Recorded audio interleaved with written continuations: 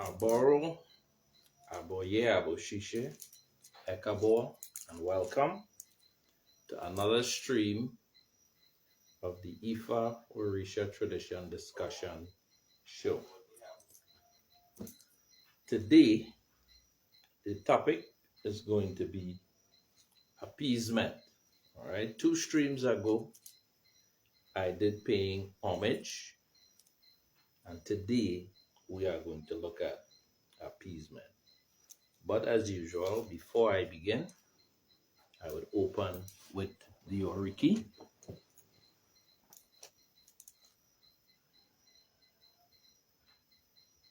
Open ifun olorun, Olodumare, Oba Ajiki, Mojiloni, Mogun Meriaye, Iba Ila Orun, Iba Iwo Orun, Iba Gusu, Iba Ariwa, Iba Oba Egba Aye, Iba Orun, Okay, Iba Baba, Iba Yeye, Iba Atiwo Orun. Ashe, Ashe, Ashe. All right, so let's go right into it. All right, today's class should not be very long. It should be a pretty simple and to the point sort of a class. I would not be going into very much details today. All right, and the reason for that is this particular lesson is one of the lessons from the fundamentals of IFA class. So I would just give a brief explanation of appeasement. And I would encourage persons who wish to know more about the fundamentals of IFA that they can join the fundamentals class. The December class is already filled up, and the March class is filling up currently. So for persons wanting to register, if you register at this point or beyond this point, you would be registering for the March class. All right? So let's talk about appeasement. All right? Now, as we know from previous streams,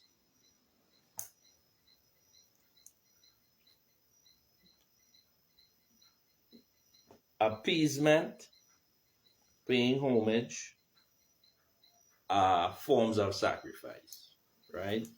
I went into that when I was dealing with paying homage, and I mentioned that there are at least 5 different types of sacrifices that we know of that is a part of our tradition.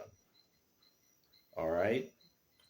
One of them was preventative sacrifice. The other was substitutory sacrifice. One was also the foundation sacrifice. Right? So we have several types. All right? And propitiatory sacrifice. But today, we are going to look into one type that is called appeasement. All right? Now, the English etymology of the word appeasement is to appease. All right? And the word appease means to make peace. All right? It also means to pacify. All right? These definitions are found in the Webster Universal Dictionary of English that was published in 1936. All right? It goes further. It says to appease means to make quiet, to calm, to still, to soothe, to pacify. That's 1. 2, it says it means to allay, to assuage, as grief or suffering, to satisfy or relieve the acuteness, such as hunger and thirst.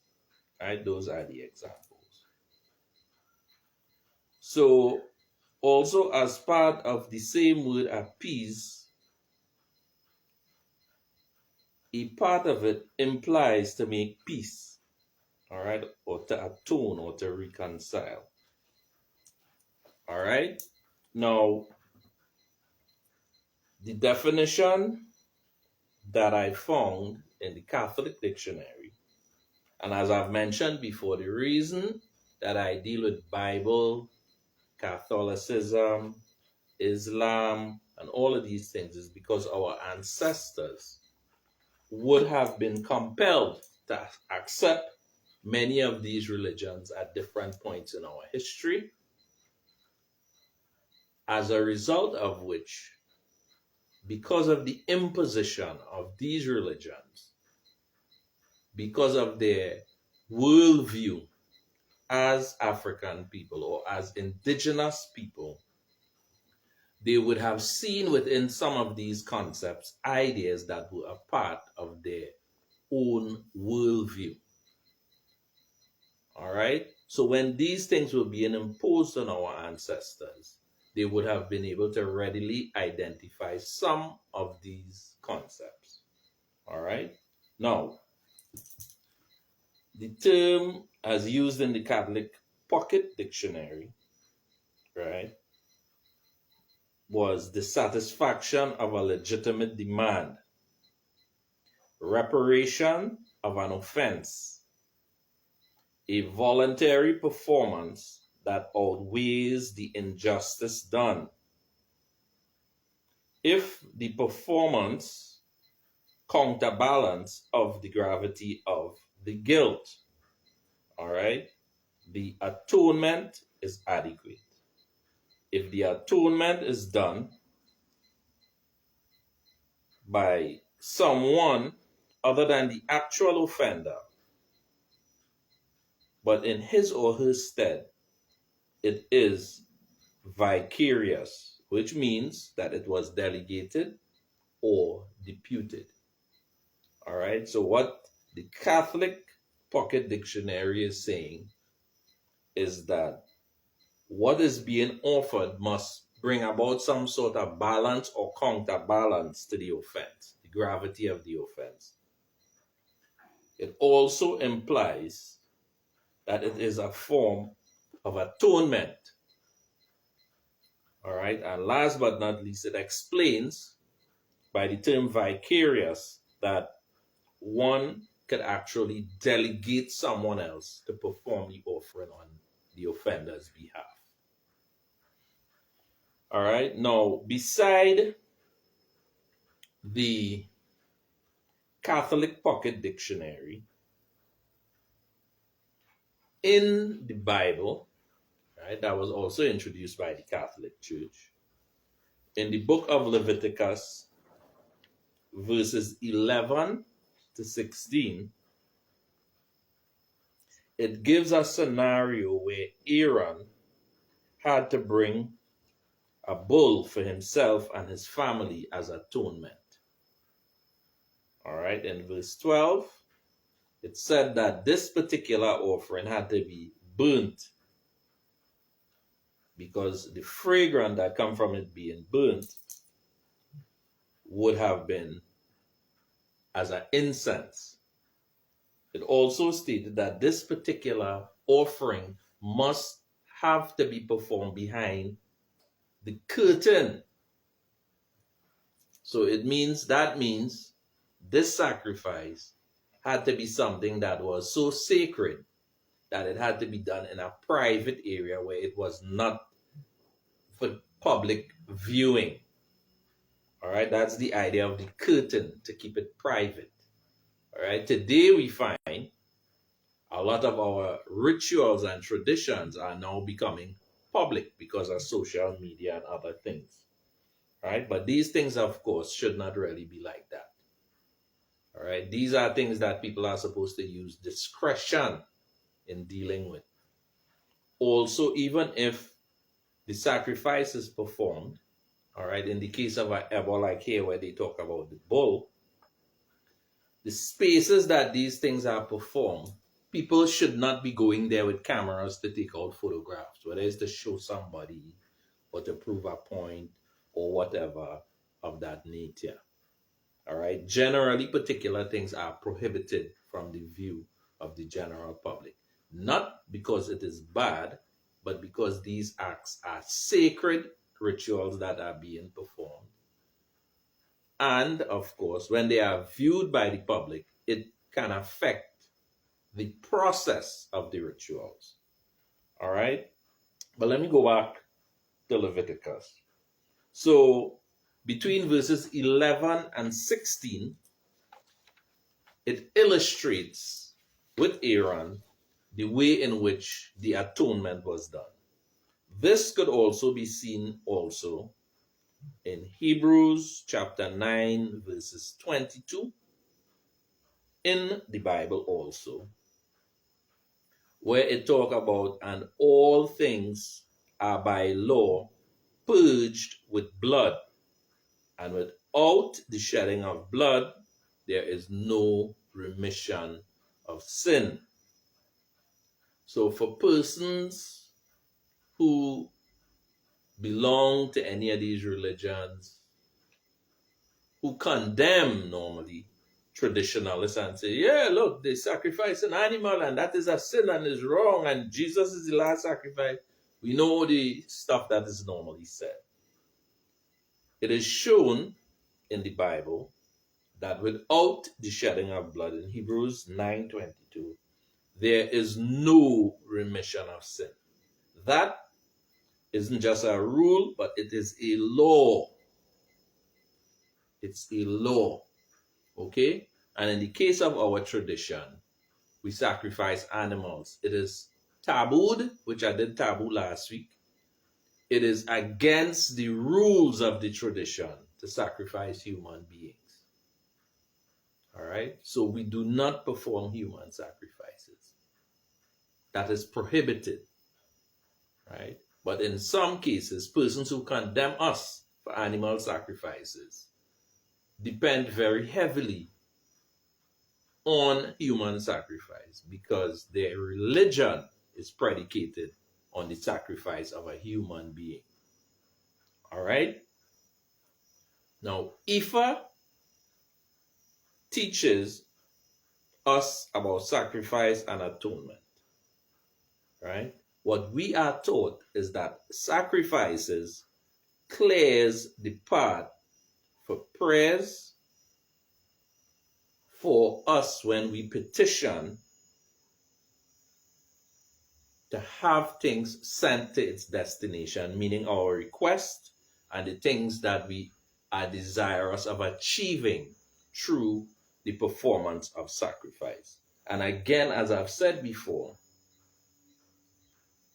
paying homage or homage is a way that we pay respects. But tonight, we are not dealing with paying homage. Tonight, we are dealing with appeasement. All right. And again, appeasement has to do with making peace, pacifying, right? And also what is referred to by some as atonement. All right. So we have been taught in preparing for prayers, right? We must not be disobedient to the injunctions of Ifa. All right, and I've explained this over and over and over, and I would say it even another time, that generally when we make sacrifices, it is from the guidance that we receive from Ifa. All right? Sacrifices, according to our tradition, are described as the keys with which the doors of prayers are open. All right, I would repeat that. Sacrifices are described as the keys with which the doors of prayers are open. So making sacrifices are an essential if you wish to have your prayers answered. All right? It is offering of sacrifice that favors one. Refusal to offer sacrifice does not favor one. All right, and that is a verse from Otura. All right, it says further, A verse from Otura says, Awo wakes up and works under nobody. The uninitiated sees the act as indolence.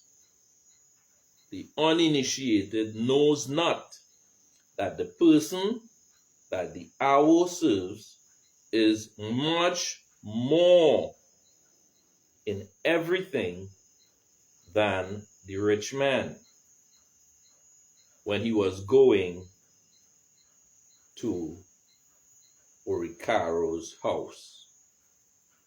All right?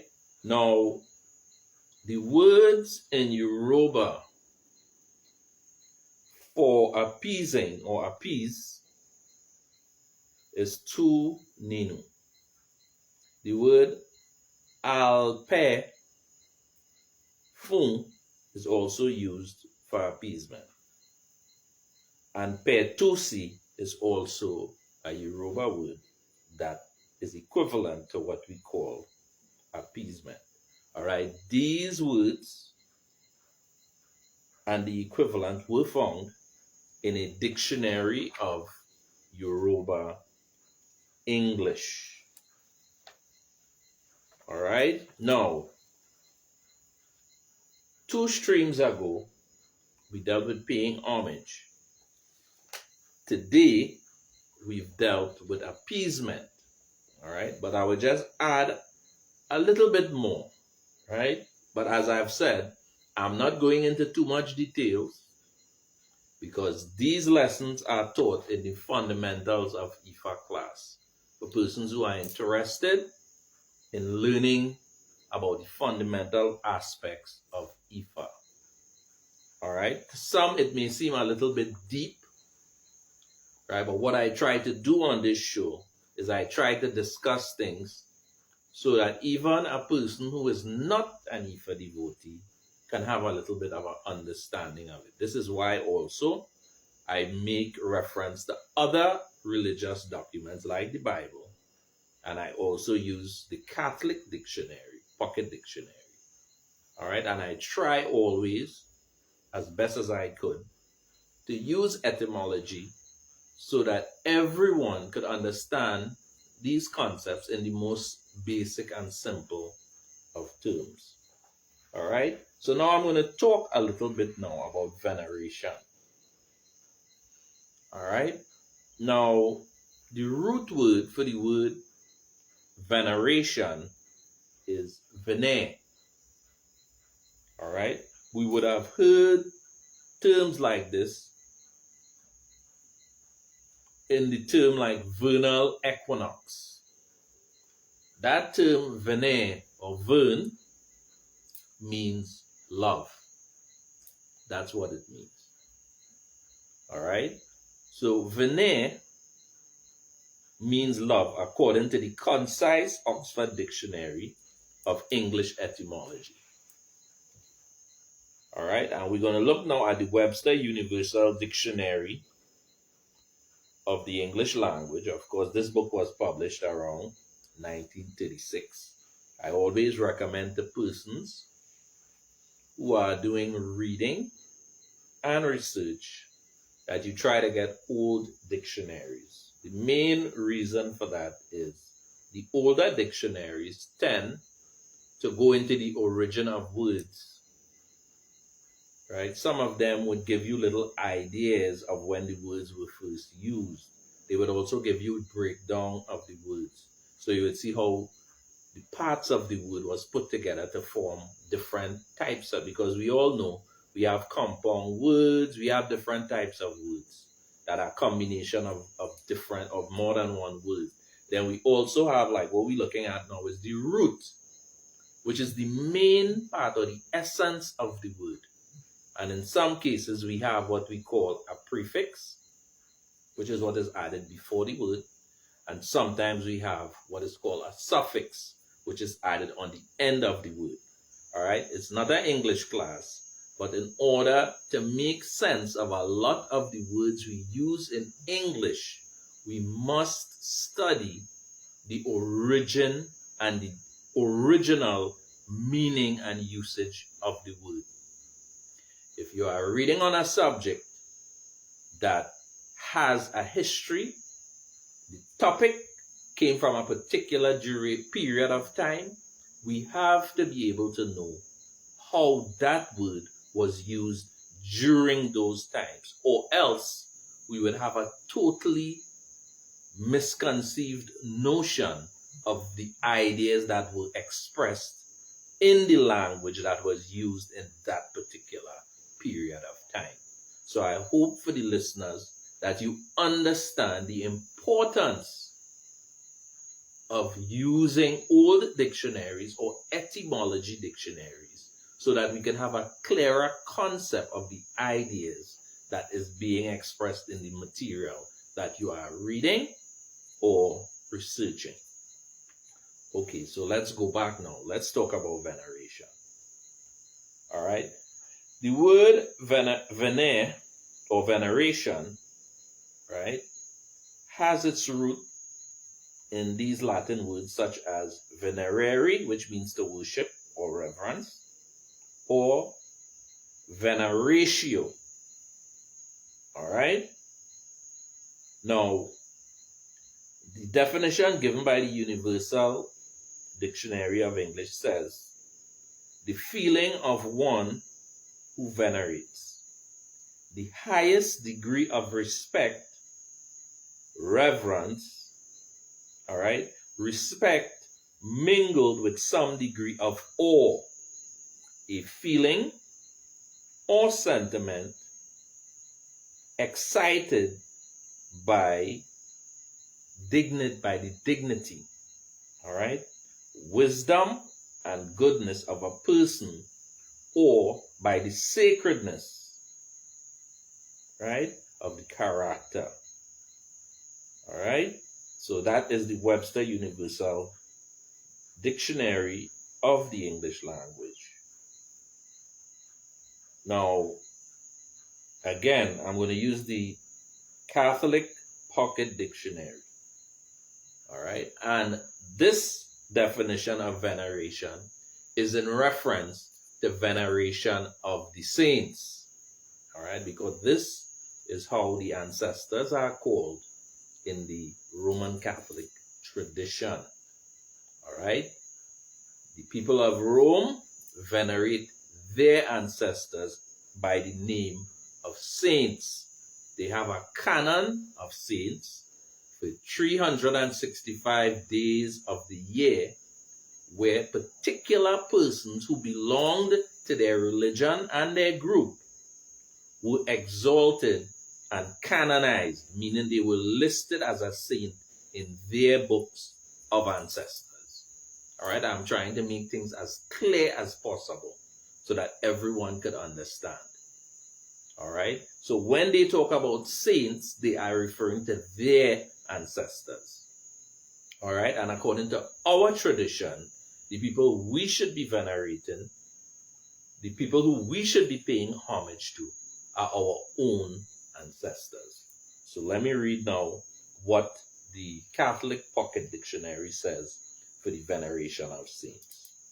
It says, honor paid to the saints who by their intercession and example and in their possession of God minister to human sanctification, helping the faithful grow in Christian virtue.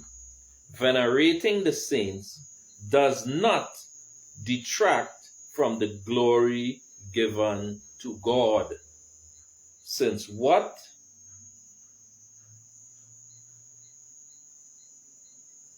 soever good they possess is a gift from the bounty of God.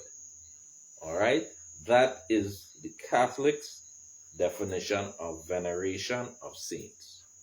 All right, so we're moving forward now. The Yoruba word for venerate is buyin fun, Buyinfun.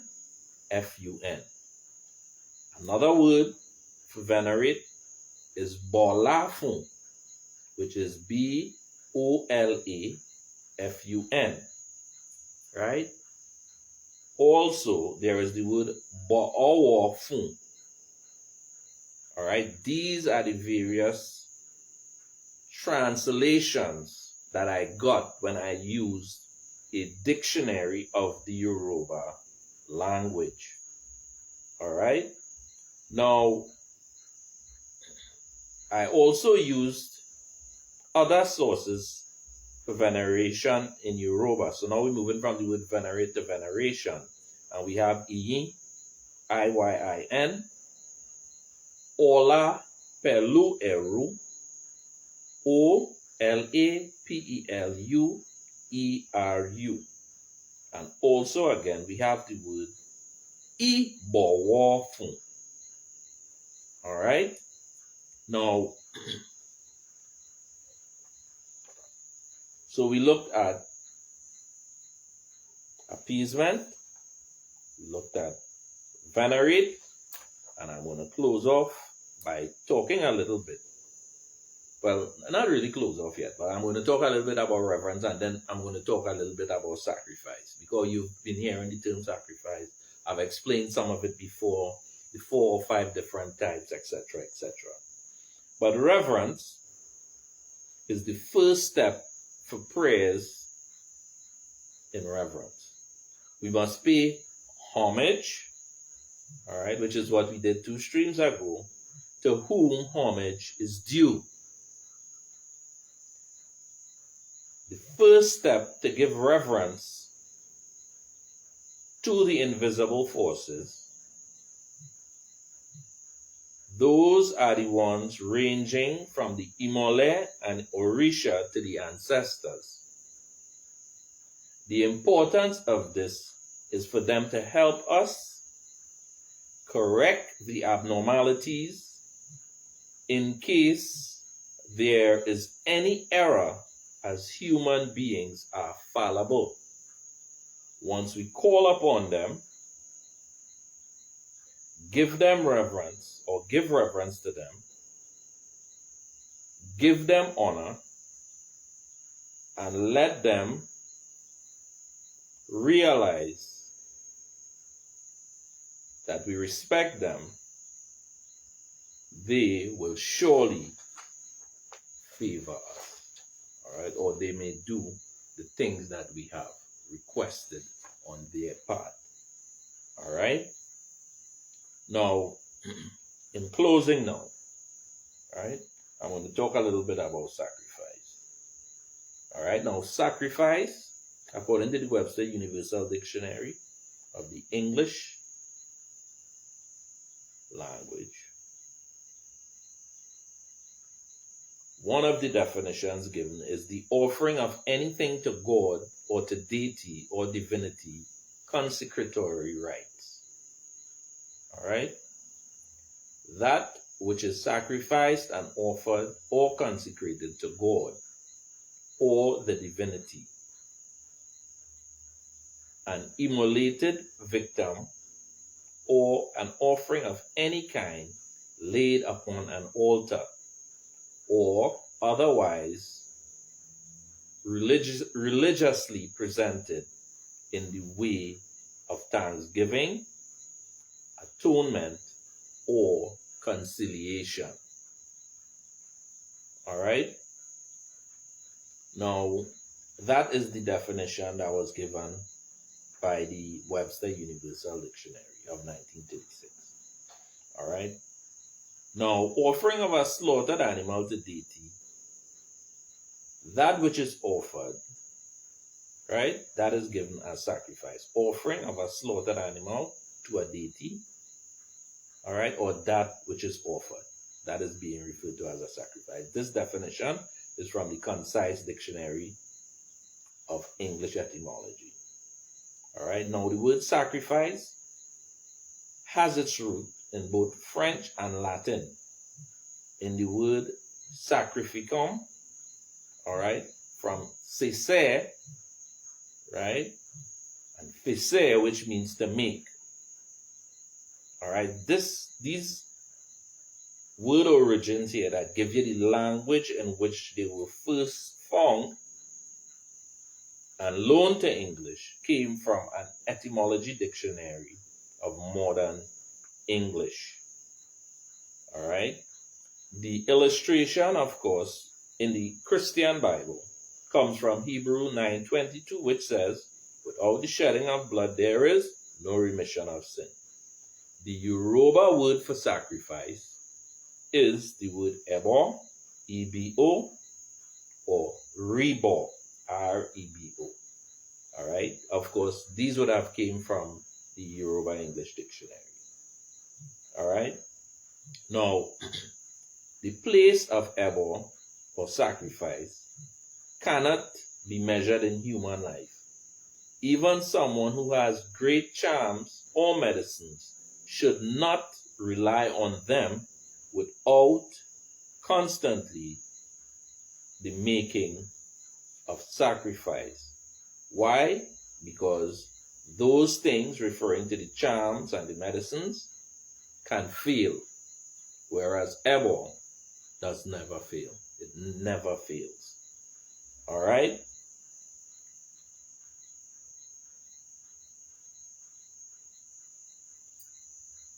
This particular quotation that I just read came from Iwori Ifesha's prayers to Oludumare. All right? So generally what we do is we offer veneration and appeasement to ancestors, and to the Orishas and the Imoles, we do appeasement also and sacrifices. All right? And the last thing I have on this sheet of paper here to remind the readers who are listening is that even in Islam, during Eid al-Adha, that is also called Qurbani by some, right? And it's called Bakra Eid by others. And I'm only mentioning this simply to show that practice is common in many traditions and religions. All right? And that basically ends my lesson for tonight. All right? And I just want to go through a couple of things here for people who takes in the live stream. All right? The stream starts between 6 and 7 p.m. Atlantic Standard Time. That is the time we use in Trinidad. For persons in Nigeria, this stream, which starts at 6 p.m. here, would start at 11 p.m. So if you're in Nigeria and you wish to take in the stream, you're going to have to sit up till 11 p.m. to take in the stream. For persons in the U.S., 7 p.m. All right? For persons in England, which is United Kingdom time, 10 p.m. For persons in Canada, which is the Eastern time zone, you have to come on at 5 p.m. in order to witness this live. All right? So for persons who are interested in taking in this stream, right, after it's recorded,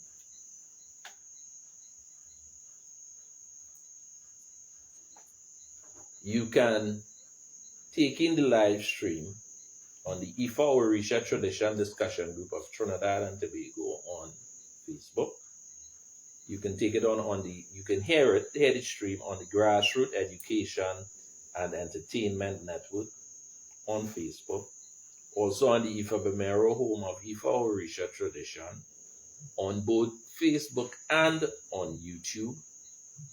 On the Ifa Orisha Community Congress on Facebook, on the Traditional Herbal Health Network International on Facebook, on the Ifa Orisha Institute of Sacred and Divine Science on Facebook, on the Autochthonous Island Peoples Traditional Community on Facebook, on the Bay Medzi Family Temple on YouTube and on Facebook.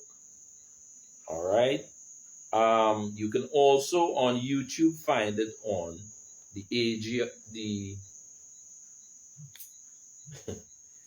on the A.G. Ogbe Family Temple on YouTube. All right? Or the Ile Juba A.G. Ogbe. All right. And in closing, I want to remind folks, because I've heard it said before, and I want all the listeners to understand this. When we do wrong, we do it for ourselves. When we do good, we do it for ourselves. All right. And in relation now to sacrifice and what I just said, we must understand that sacrifice does not prevent us from facing the consequences when we do things that are wrong. When you go to the Imoles and to the Orishas, many of those we go to are judges. They are highly intelligent beings. They are elevated. These beings are aware of what we do. We cannot mama guide them. We cannot trick them. We cannot deceive them. By me reminding viewers every week you do good for yourself and you do bad for yourself, it is an encouragement for persons to do what is right. It is important for us to follow the tradition in the way it was meant to be followed. All right? So with that, I would like to say Odabo, and may Olodumare bless you. May he bless your offsprings. May he bless your families. May he bless your community. And may he bless us, most importantly, as a people.